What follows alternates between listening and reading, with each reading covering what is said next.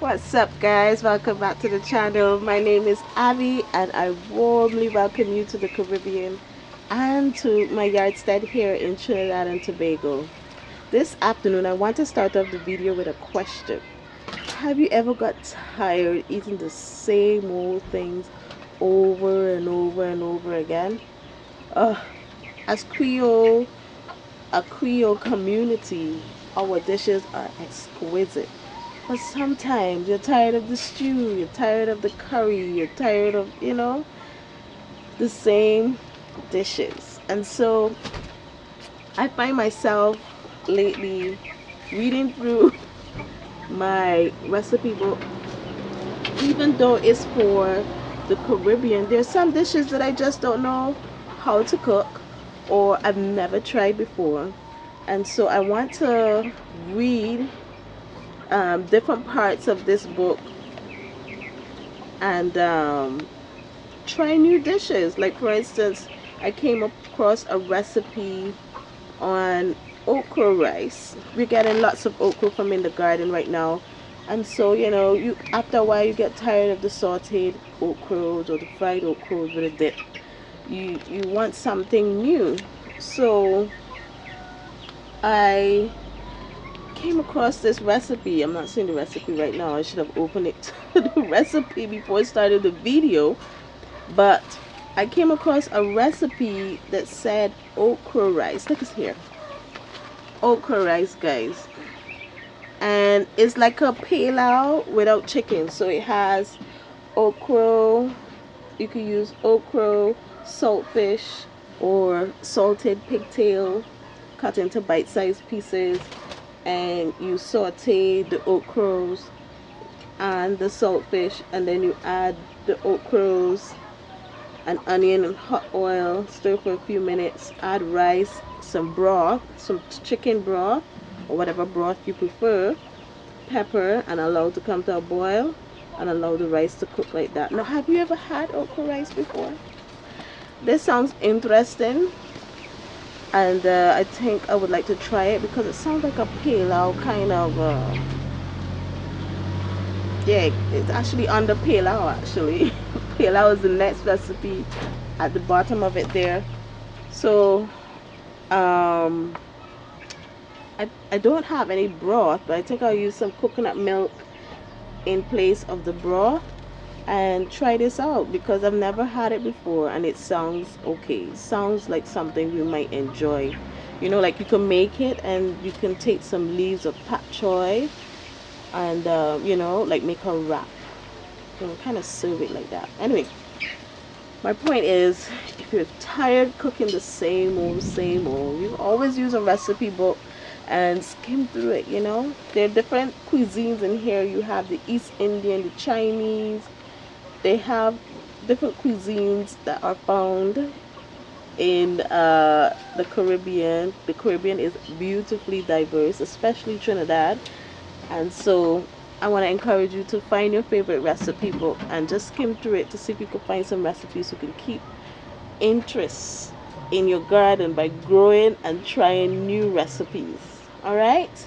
Now this evening my main goal is to do some harvesting as well as do a tour with you guys this evening, and so I am looking forward to it. After harvesting my cabbages, I miss the beautiful foliage of the cabbages in the garden. It actually depressed me. I actually felt sad that I wasn't seeing them anymore. And so I planted some more cabbages and they're not doing so great. I don't know what's up. Maybe I need to do some kind of rotation in the bags that I had them in before. But that's going to take a bit of homework on my part to figure out what to put in those bags. The seeds that I have started, they have not done well. One seed germinated, so I'm going to be visiting the garden center soon and I'm going to be picking up some seedlings, my 3 for $2 seedlings. I am not very dogmatic. I'm quite balanced. I don't have to have a specific way of doing things. I'm quite flexible. So I'm gonna hit the garden store and I'm gonna pick up some veggie seedlings to make my life easier and just keep growing on. So let's get into this garden tour and let's encourage each other. I have some good news and some not so good news. Of course, it's gardening. Let's start on this side, guys. You know that this is a new addition to the garden. These sacks, I'm trying to create some good soil by using local dirt along with organic matter, and I planted some corns in these sacks, guys. And the most unfortunate thing, I also had a tub up here with some broadleaf thyme. The most unfortunate thing happened. The neighbors, the dogs from over there, decided that they wanted to eat the broadleaf thyme. Have you ever seen a dog eat broadleaf thyme? Tell me, have you ever seen any animal eat broadleaf thyme? Well, these dogs climbed the fence and ate the broadleaf thyme. They ate it, yes. And in the process of eating it, they fell down from on top of here. Three of them, three dogs, three potong as we call them here in Trinidad, fell and trampled every single seedling. I had a bunch of beans in there interplanted. Look how sad this is looking. It catching back. It catching back. I just say, you know what? Grow, baby, grow. Do what you could do. All these corns were bent and trampled, but they are catching back. But I'm seeing a bit of a bug pressure here, so I'm not too sure. I'm gonna have to research what those are and deal with it accordingly. But the corner here is doing pretty good. The peppers, believe it or not, it's doing better in the local dirt. Look at that. These peppers over here are going great. They're doing absolutely good. The corn is doing good. I'm going to be giving them a feed this evening. The zinnia is doing fairly okay. It is having some bug pressure. You can see this zinnia is lean. That's because the dog trampled it and I just left it. So we're going to see how the corner here turns out. So I'm just going to have to feed them this evening with my liquid fertilizer, my compost tea. And we're going to continue to try our best to bring these corns to a point where they would produce well. Alright, so this is the corner here. They even, remember I had some flowers here. They knocked my little piece of container down and that was the end of it. So I salvaged some of the flowers from the container here. I made this sack here without you guys. This sack I made without you guys. And I did the same process and I planted a plantain tree in it. Now, Stacy, gardening with Stacy in Jamaica, she planted her banana in a 5-gallon bucket. And you know, before she said that, you know, the banana was flowering, my husband and I were discussing, we're wondering if these, you know, plantain or banana would grow in sacks. So her 5-gallon bucket is producing bananas. So I took one of the suckers from in the back and I brought it here in the front and I planted it right away. And so the leaves, the center leaf is coming to come. So I'm feeding it, I'm taking care of it, and we'll see what comes of that in the future. The Baji and the Edos, they are doing great. They're doing great, guys. The potato that I put in there, I'm not seeing anything, guys. So some earthworm had had those. I didn't see, the potatoes aren't coming. I'm seeing a volunteer leggy. It looks like a watermelon seed. Yep, I'm gonna leave that and see if that comes by. But everything else is doing well. The only thing I'm concerned about is that the marigolds, they aren't flowering. Anyway, it still looks great.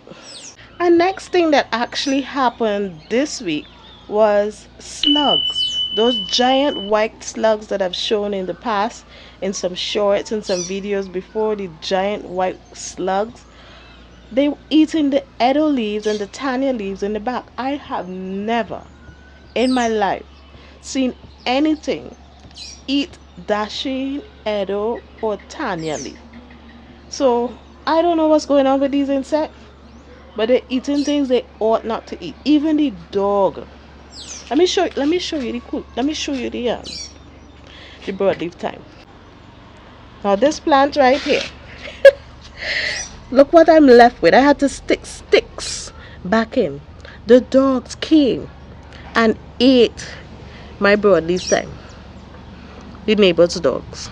I don't know what parasite they had for them to sort out this in order to eat this, but that's a first for me. Have you? Whew, the sun go blind me. Let me know. Have you ever seen a dog eat broadleaf thyme? Let me know in the comment section down below, please. Have you ever seen a slug or anything eat dasheen or Tanya leaf? Something weird going on. Something really weird going on. It's overwhelming. So here the flower plant is doing good. My little ornamental section here is doing great. The marigold here is putting on a show for us, and I am enjoying it as well, along with the mother-in-law. I actually cleaned up this corner a little bit. My husband put that there last night, but I kind of trying to create a little seating area for him and I, earlier morning before the kids get up, we could come out and sit down and just watch the garden, and have those conversations together. Yeah, I was trying to create that seating area. Here, as you well know, I put most of the peppers that I had remaining as alive here in order to try and save them. You can judge for yourselves. You can judge for yourselves what's taking place. Some of the trees are doing okay, like this pimento is hanging on there. This pepper tree is doing fairly okay, and I'm not too sure what pepper this is. Needs some water though, but it's doing okay. We have a banana pepper. These are banana peppers here. Is this about? This looks like a jalapeno. Yeah, it's a jalapeno. Look, I just saw a thrip. These strips are ridiculous. I think I will have to look into getting these beneficial insects to release into the garden in order for them to tackle the thrips and the red spider mites. The red spider mites, they are back on this lemon tree. You can tell by the way the foliage is looking. So the parts where it's the light green, those are where the thrips were. And I came through with a pressure washer, a battery operated pressure washer, and I blasted the tree, and then I sprayed with neem oil and peppermint oil and soapy water. At first glance, I'm not seeing it on the new foliage. You can see the new foliage, they're nice deep green, but the older foliage where the mites were on, you can see where the mites fed off the chlorophyll of the plant. Yeah, they've left all these spots. Those aren't, it looks like spider mites, but they're not moving. Oh god, yep, they're moving. They're there. It's really difficult. They're very minute, so I'm thinking to get some beneficial insects from online and seeing if that can help me out with this problem, because I don't see any reprieve in any method that I'm trying. So what we're getting to grow, we're gonna stick with that, and hopefully we can probably deter them from being in the garden that way by growing things that they're not interested in. Over here I have my leafy greens in attempt to protect them from the leaf miner fly, because those are wreaking havoc at the moment. But the problem is that I netted these too late, and so the ones that were already in the leaves, they're starting to hatch out and they're trapped on the inside. So I'm gonna harvest all of these soon, and I'm gonna clean out in there, clean out whatever more unicorn snails that are in there, because their two are still in there. Look, next leaf chewed up. So I'm gonna get in there and try to find the rest of them discard of them, and we're going to get new pak choy. Pak choy grows pretty quickly, so we're going to get some new ones and replace the leafy greens in there. But in so far, it's looking all right. All right, my onions, they're bulbing up great. They're bulbing up really great here, and yes, they're leaning up all over the place, but they're forming onions, and that's what we want. And so I'm not gonna get too technical about it. Above us here is this Panama berry tree, and more birds are showing up. They said, "No, lady, we got this, not you." Look them. They don't give me a break, y'all. Nothing is stopping the birds from coming on this tree. There's nothing stopping these birds from coming for these delicious berries. They actually taste like cotton candy, and nothing is stopping the birds from coming for these berries. I don't know what else to do, guys. I really don't. Alright, behind me I have to get me a better angle because the sun is in my eye. Right. So here we have a seasoning pepper that is looking okay. That too is in local dirt. The pepper plants that are in local dirt seem to be doing better than those in store-bought dirt, which is weird because this is store-bought dirt mixing with homemade compost. And this one did well at first, but then it, as you can see, it's starting to struggle a little. This is in local dirt, but look at the size of the plant. It's doing so good. It has peppers in there. Yes, it's being attacked, but it seems to have some, it has some strength against the ones that are in store-bought dirt. I don't know, but I find the ones growing in the local dirt, they're seeming to be stronger plants. Guys, I don't know what to talk about. I don't know what to talk about. I miss my cabbages. I really do. So the red cabbages here, they're starting to pull out. I took out the peppers from here because they just simply weren't growing. And look at this pepper tree. I tried treating it over and over. And at this point, it looks diseased. So I'm going to have to yank this one out too. And try again another time. The eggplants here, these large eggplants, they are not producing, so I'm going to drag these from here and put them over here because the sun has pivoted, and over here gets sun, and over where we are right now is mottled light, is shaded, which is frustrating because I moved everything here when it was in full light. Very frustrating. So the Biancas, the Rosa Biancas, they are producing at the moment. I left one Rosa Bianca because I want seed, and I left one to ripen on the plant because I want seed, because I don't have any label inside Rosa Bianca. I don't have any more. So I am always saying seed saving is important, so I sacrificed this one to ripen so that I can get some seeds. I am not seeing this this yam at all. I'm not seeing it at all, guys. I wonder if it's still there. We have to dig in there one of these videos and see what's going on in there, but I'm not seeing any growth, and we are a month now. We planted these things a month ago, so we'll find out together if the pieces of yam are in there or if something ate it. This is my next succession of cucumbers. This is not the Trinity, the chipper, because I make pickles. I make a lot of canned goods. I've learned that it is very good to do that. And you can see, watch, the birds are back and they're back to eat my plants, so I'm gonna have to do something to protect those.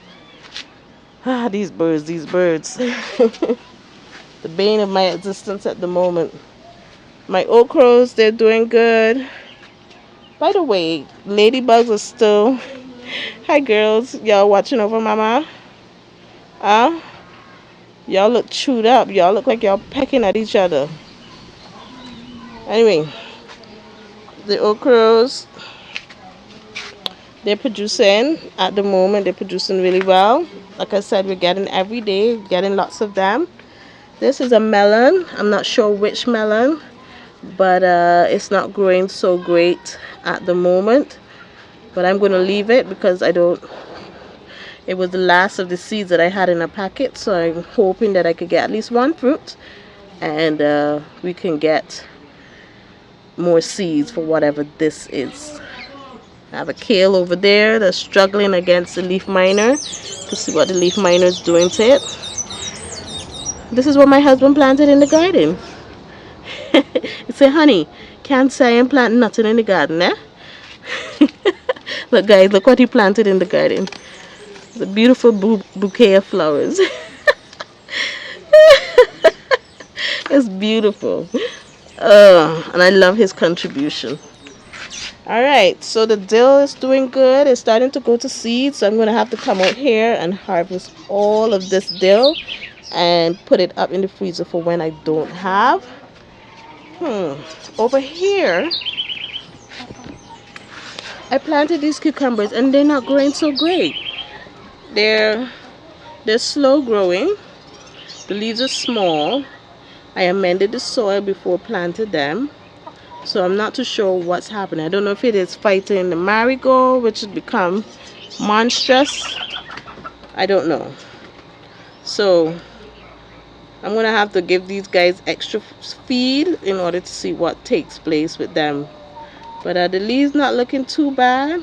It's just that they're not growing. They're not moving fast as the other one. The other one was planted the same time, and that one is vining, whereas look how these guys barely got anywhere. Over here is a sweet potato, and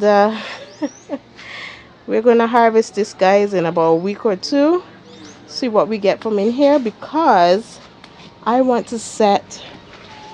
This is the last of this seed I have. This is called a watermelon. It's called the orange tender sweet. And I don't have any more of these seeds. So I want to baby this and get at least one fruit. And it's an heirloom variety. Orange tender sweet. So I want to baby that. Get at least one watermelon where I can get a ton load more of orange watermelon seeds. Because the orange watermelon is super sweet, and I actually had it once or twice and it's delicious. Over here you can see how the beetroot is sad looking, super sad looking, but I'm going to harvest out these beetroots today. We got some really good sized beetroots from in here. Look at this guys. Look at the size of this beetroot. You can see again I have nematodes, so I'm going to plant some marigolds all in these containers. And because I said I wasn't using anything in the garden from the lab, so I'm going to try my hardest guys. But look at that. We have a beautiful, beautiful beet. And we're going to, in fact, you know what? Let's stop and harvest these together, and then we'll continue the tour quickly. Because these guys are struggling in the heat of the day, and so I think I want to harvest them out before they get woody. And I'm going to use these in juices, carrot and beetroot drinks, especially for the young ones. Give them some nutrients from in the garden. Lovely. Let's harvest these guys out together.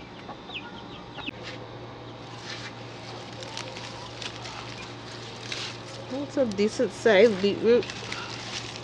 Some small. bumpy.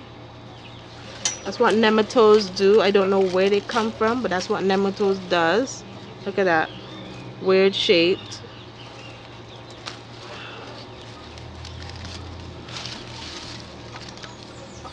Some weird shaped ones. So if you have nematodes in your soil, you're not going to get beetroot. Look at that. I'm going to get the chickens these ones. Hey girls. But we did get some nice ones in between. Like this one. Get some nice ones.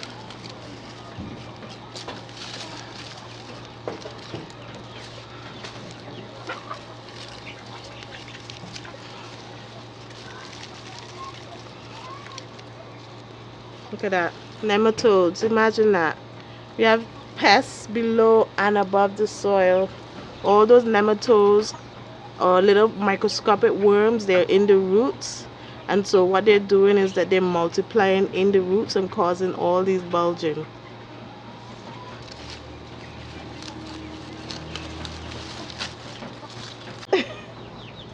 So this is what we got from in the garden. I give them a quick rinse. And you can see it wasn't a huge failure. It was a great success. And I am grateful for it. So we're going to use that, as I said, we're going to use that with a bunch of carrots to make some carrot and beetroot juice. We're going to make as much as we can so that we can put it in the freezer so that when the kids ask for something to drink, we could give them something nutritional like that. Alright, so let's continue the tour. So I've realized that these two containers, these two suitcases, they have nematodes in them, and I already have this marigold in it. But I'm going to spread the marigold and like I've shown this in shorts before. All you have to do is break it, because along the stem of the marigold, along the stem there are nodules. All those are potential roots. So all you have to do is you break it off and you just stick it in the soil, and yes, it will wilt for a day or two, but it will spring right back up and continue growing. So I'm going to do this all throughout this container. It said that marigold helps with nematodes in the soil, and when you're choosing a piece, make sure that you're choosing a piece with those nodules on it to get more marigold plants. That's all you need to do. It's like tomatoes. Just take this and stick it in the soil and you have a brand new marigold plant. So I'm just doing that in this container here, as well as this one. I'm gonna spread marigold all throughout these containers so that I could combat the nematodes. The nematodes in these two half a suitcase containers that we have. Yeah? And make sure to keep the soil moist. Once you keep the soil moist, all of them will grow up well. So this container here is going to be a bunch of flowers, and I'm okay with that because we need to treat the soil, and this year is no chemical year, and this is the only way you can do it, along with neem oil, to treat for the nematodes in the soil, according to research. Over here is my mint container, my mint hanging basket. I don't know where to hang it. This thing gets heavy, as well as sometime in the center it gets dry, and no matter how I water it, it stays dry, and I almost lost this plant. So I'm really particular with it because we use this for tea. I pick it and I put it to dry, and then we use it for tea. The children love it with milk. So it's been helping me with the craving they have for Ovaltine. You make mint tea and you know, put condensed milk in it. There's no more crying for Ovaltine. They love it. Alright, the avocado is doing good. The banana is doing good. Now, I asked my auntie the other day about this banana tree, but I'm going to ask you guys too. So these bananas came out first, and the flower was right here. And then all of a sudden the flowers started shelling and opening more, and look, more bananas are coming out. So I was asking, is that normal? Should I have cut off the flower, or should I leave it alone and allow all these bananas to develop? You know, like let it be like a succession of bananas. These ones ripen first, and then these ones ripen later. Let me know, guys, what you know about growing bananas. Because I've never cut off the flower before. You just let me know if this is detrimental, or why do farmers cut off flowers in the first place. That's basically what I want to know. The cane here is doing good. My one black cane is doing good in the back there. It's coming up where my finger is pointing. It's doing good over there. And in the back here, take my time. Look how much the passion fruit has grown. It's almost filled this entire arbor that we created with pallet wood. Almost filled the whole thing, guys. So it didn't like this container with the lemongrass. I don't think it likes growing with the lemongrass, so it kept dying. I planted like 3 or 4 in this container with the lemongrass, and it kept dying. I planted it over here with the pineapple, and it took off. Guys, look at what the slugs did to my tanya leaf. I've never seen this in my life. They came and they ate, they chewed them down, they're chewing, they're eating it. Look, the slugs coming by and they're eating slugs. You see the slug markings? I had to come through and pick off all of them and drop them in salt. I've never seen that in my life. Slugs eating edo and tanya leaf. My. The pineapple is doing great. It's getting bigger and bigger. And her sisters were sweet. All the fruit that we pick in the back here was sweet. And we have more pups coming. I have no idea what I'm going to do with those, but we'll figure it out. We have a plantain that's going up there. I don't know how old she is, but she's growing up healthy in the back there, along with the whole container is filled, guys. I'm not really maintaining it. I'm just keep feeding the container and the worms that are in that barrel in the back there. We are on our way out, and I forgot to mention that the barbadine started flowering again.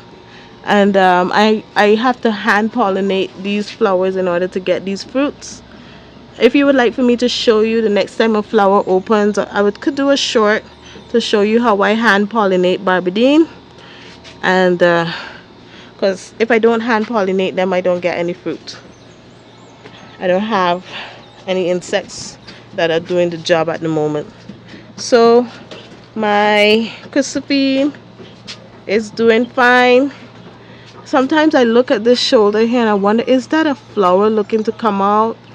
I'm not sure, but it's looking fairly okay.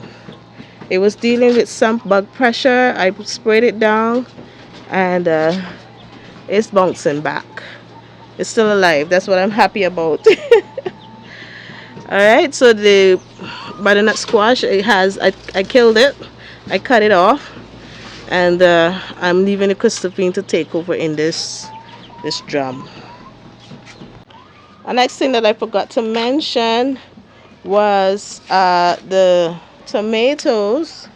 I'm still having this issue with the tomatoes where it's being pollinated, but the fruit isn't growing. I don't know what causes that. Clearly the fruit is being pollinated, but the fruit itself isn't developing. And I don't know why it's doing that. If you do know what's causing that, can you let me know in the comment section down below? And as you can see, disease is starting to set in. Most likely the thrips, they're sucking from the tippity tips and doing their thing on the tomatoes. But these tomatoes are delicious. These aren't ready to pick yet. They're still a little on the orange side. These tomatoes, they're meaty. And when I say meaty, I mean when you bite it, isn't a bunch of seeds and stuff on the inside. It's meaty on the inside. So I am liking this variety in that if I wanted to do my own canned tomato products, I would use this, because clearly it's showing me that it will produce in the Caribbean once I don't have the environmental issues that I'm having where I am right now. Once I could get rid of the thrips, once I could get rid of the spider mites, I think I will be able to get great production from a tomato like that. It's actually a tomato bred for the Caribbean. It's called a Roma tomato.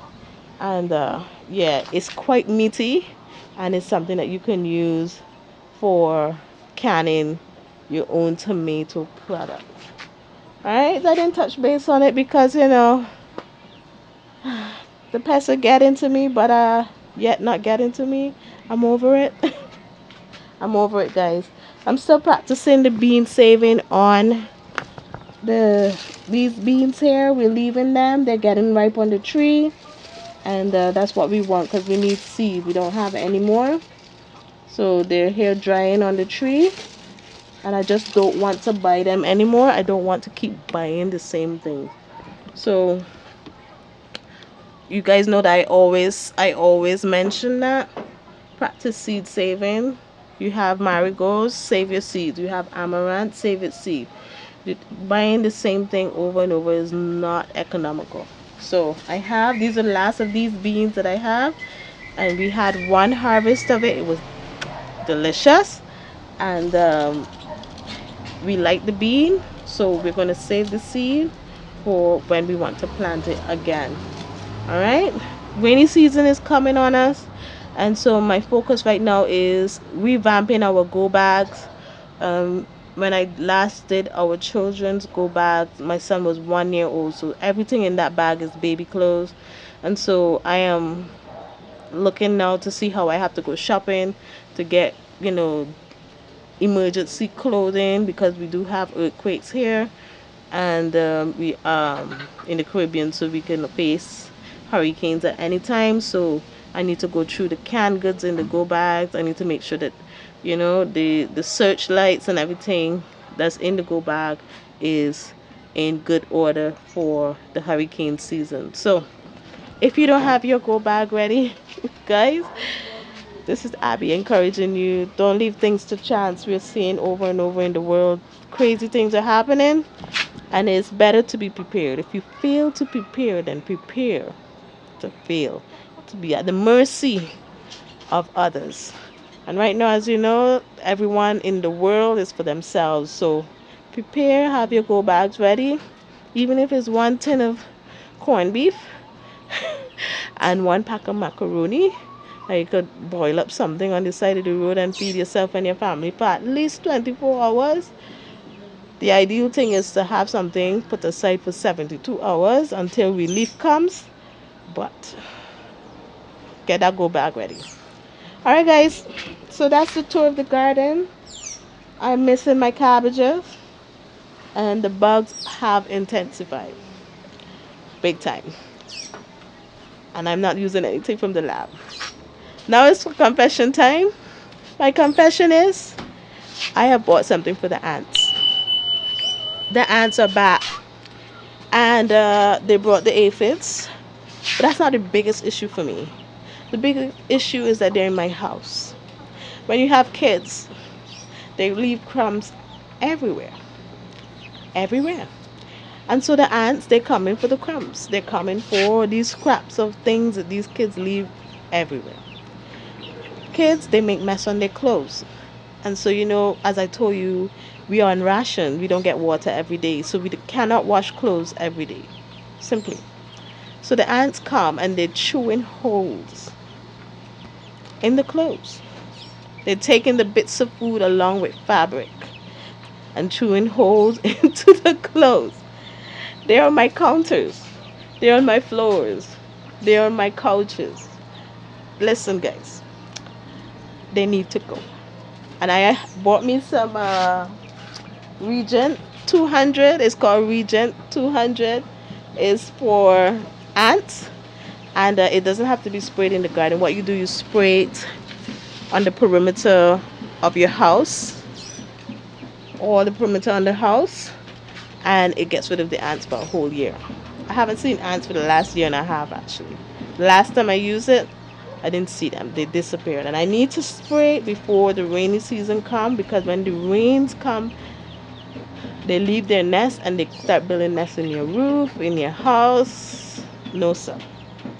Right now, so far, we have a big black ant, a black big bottom ant, the crazy ant, and I saw one or two batcha. No,